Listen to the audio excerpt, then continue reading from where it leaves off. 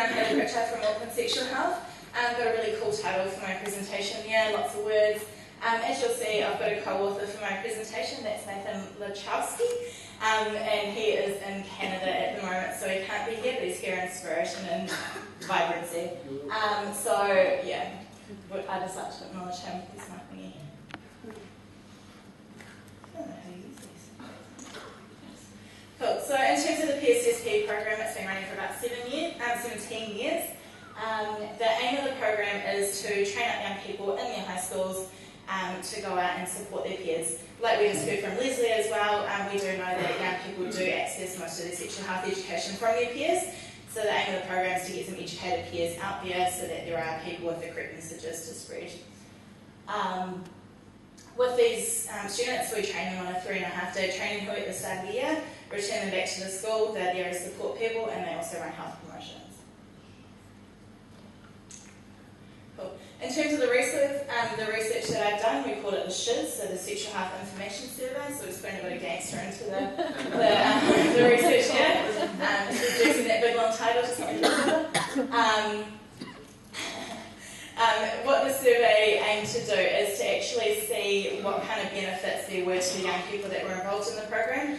So we've done research in the past to kind of measure their knowledge and all that sort of stuff, and we've had evaluations to try and measure the outreach of the program in the schools, but we hadn't actually done anything to measure what effects it had on the individuals themselves. In terms of international research as well, there's not actually a lot to kind of support it. There's little bits and pieces and it's kind of mixed, so we just wanted to have a look into what was going on with our program.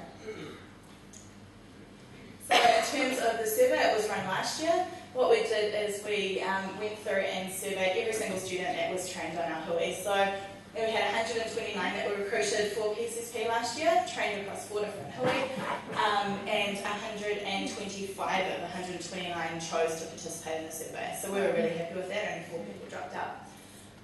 In terms of the survey, the questions were based on the Youth 2007 questions. So those were questions that had already been tested and validated and been shown to work with young people, and I got permission to use those questions, and we were also backed up by ADHD ethics approval for that. So yeah, if we go on to the results. So, 124 participated in the program. We had a bit of a drop-off, as to be expected. The reason for this is that we're working in 25 schools. The way that we re-administered the follow-up surveys, I already mentioned, we did our first survey on the first morning of the training hui, so before they had any training from us, and then we did 3 and 6 month follow-up. In terms of the drop-off, the way that we administered these surveys is when we went out to visit these students, we'd take the surveys out. If they were off school sick, if they were rating NCA assessment or something like that, they missed the chance. So we kind of had a small window to access them to get that data. So it's a bit of a shame, but it was still good that they were willing to keep participating when we do find them. So in terms of the gender, this is pretty much reflective of the gender that we have participating in the program. So we do have, kind of like a 60-40 or 65-35 kind of balance of male and female. As we know, kind of reflected in this room as well, it's generally females are drawn to this kind of work, and it is something that we generally are really trying to get more guys involved in. In terms of the follow-up, it was just cool to see that we didn't have any change in the gender, so it wasn't as though the guys were put off by answering or the girls were put off by answering it. Kind of everyone just stayed in their proportions right throughout the survey. And the age of the survey is once again reflective of those in our program. So they range from 14 to 17 years of age. Our average age was 15.95. So pretty much kind of the average kind of age for our high school students as well. Okay. So if we start looking into the results of the survey, something that I found really interesting is out of the students that participated, 50% had sex, 50 hadn't. It was bang on 50, so that was nice and neat for us. This pretty much reflects what we see in society as well. So if we're looking at our average for young people about 16 years of age, we're looking at about 46% of them are having sex according to Youth 2007. So our students were slightly higher, but not much, 4%, not much of it. And so that was good to know as well, because sometimes there can be a bit of stigma around the program that the PSSP students are very sexually active or they've got sex camp and sex. So it was nice to know. It was nice to know that we are attracting kind of the average Joe, student. We're attracting the ones that are having sex and not having sex, and it's just a nice representation of the school population and the youth populations. Another cool thing about, in terms of them having sex, throughout the program, the proportion of the students having sex did not change.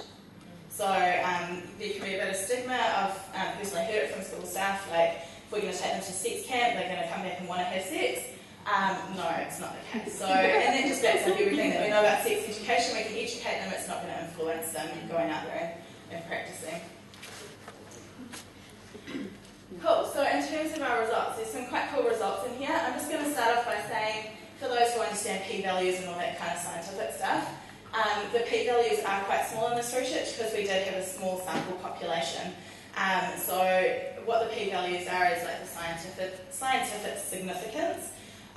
So in terms of significance, this is small, but in terms of the actual results that we've seen from our students, it's big for us. So if we look at one of the questions here, how confident do you feel saying no to someone who wants to do something sexual with you? If you see on that, we've had quite a good increase throughout the program. So at the start we had about 88% that felt confident, and that rose up to 94%. So that was quite a good result. Next question, do you feel comfortable talking to your partners about using condoms, contraception? Once again, we've had a growth with that. So that's about 76% up to 87%. So another great statistic, we want them to feel comfortable translating this information into their own lives. The last time you had sex, did you use any form of contraception? So we got quite a good growth in this, from 74% at baseline up to 93%. So I think that's pretty good. So at 6 months we had 93% of our female students who were sexually active using contraception. So very happy about that one. The last time you had sex, did you use condoms as protection against sexually transmitted diseases or infection? Again, we had a growth from 59% to 71%. So still at 71%, not quite ideal, but keeping in mind that they're using contraception more. We also saw some figures that the sexual partners had reduced slightly. So if we can assume that they're in more long-term relationships, they're using contraception, so then maybe the importance in that situation using condoms isn't as great. But again, that's something that we want to keep working on.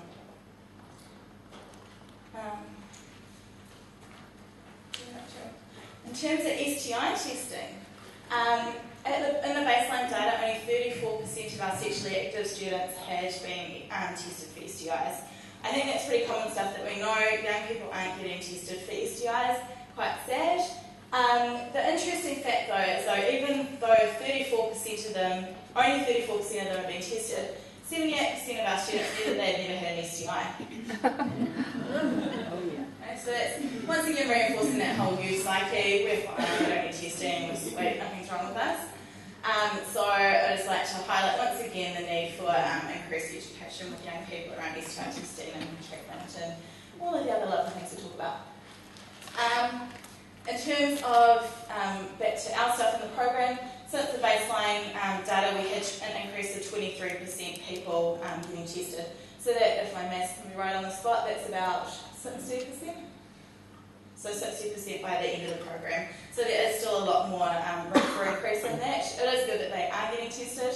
In terms of this year's program, we've actually started testing them at refresher workshops, so we're doing a bit of community screening with them, and we are looking into the potential of testing them at Hui while they're learning about all this sort of stuff. So just trying to get them to role model that behaviour, having that experience of testing so they can go and promote it to their peers and tell them that it's not fishing rods or whatever. Just on a slightly different tack here, how often do you feel comfortable being the sexual orientation you are? So we're really happy about the growth in this one. In terms of our non-heterosexual students, we saw quite an enormous growth in them being comfortable to come out. So I think it went from, at the beginning, we had about 50% of our gay students that were out, and by the end of it, it went up to 88%. Bearing in mind that this was a small sample size, if we take 10% of the 50% of the it drops down a bit. But that's one thing that we personally see just in the program is just an increase in confidence in being who they are. So that's always really cool to see. Cool. So in terms of conclusion, conclusions, like I said at the beginning, the statistical power of this is low because of the small sample size. In terms of, and also the limited sexual experience of those ones that we did have in the program. In terms of follow-up, it would be awesome, and I'm looking at maybe doing this again for another year just to kind of double that sample size, just to get a bit more concrete evidence out of it. But regardless of all the scientific stuff, because that's just hurts your head, just seeing these data, these statistics and the data from our young people in the program, it is really cool for us to know that what we are doing is having an effect on them and helping them out personally. Getting clapped off by my own team. Jeez.